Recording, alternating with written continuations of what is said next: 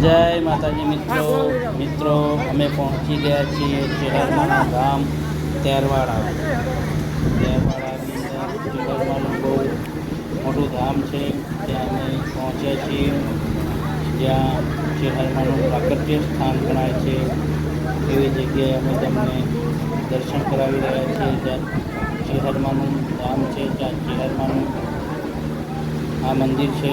આ મંદિરની રજાઓ છે. ચેહરમાનું ધામના અમે તમને દર્શન કરાવી રહ્યા છીએ. મિત્રો આ એક એવી જગ્યા છે કે જ્યાં ચેહરમાને પ્રથમ પરચો પૂર્યો હતો.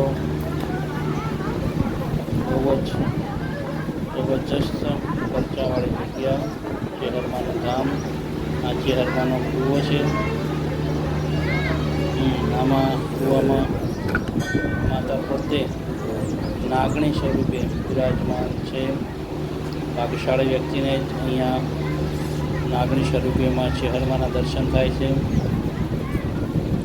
હવે અહીંયા પહોંચી ગયા છીએ અને ચેહરમાના મંદિરના કૂવાના પણ અમે તમને દર્શન કરાવી રહ્યા છીએ, જ્યાં નાગણીના દર્શન તો ભાગ્યશાળી વ્યક્તિને જ થાય.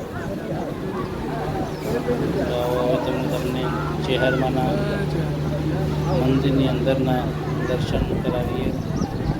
આ જો બહારના દર્શન છે, બહારથી અમે શૂટિંગ કરી અને તમને દર્શાવી રહ્યા છીએ. મિત્રો, દિયોદર અને થરાની વચ્ચે આવેલું આ ગામ, જ્યાં અઢળક શ્રદ્ધાળુઓ ત્યાં આવે છે. માં ચેહરમાં દરેકની મનોકામના પૂર્ણ કરે. તમે જોઈ શકો છો માં ચેહરનું ધામ. આ ચેહરમાનું મંદિરના દર્શન તમે કરી શકો છો. જય માતાજી મિત્રો.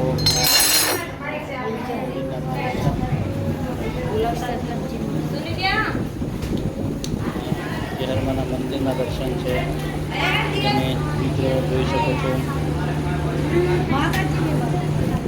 ભક્તો અહીંયા દર્શન કર્યાની બધાની મનોકામના પૂર્ણ થાય. માં ચેહર સૌની મનોકામના પૂર્ણ કરે. જોઈ શકો છો ભુવાજી પણ દાદીએ બેઠા છે. માં ચેહર સૌની મનોકામના પૂર્ણ કરે.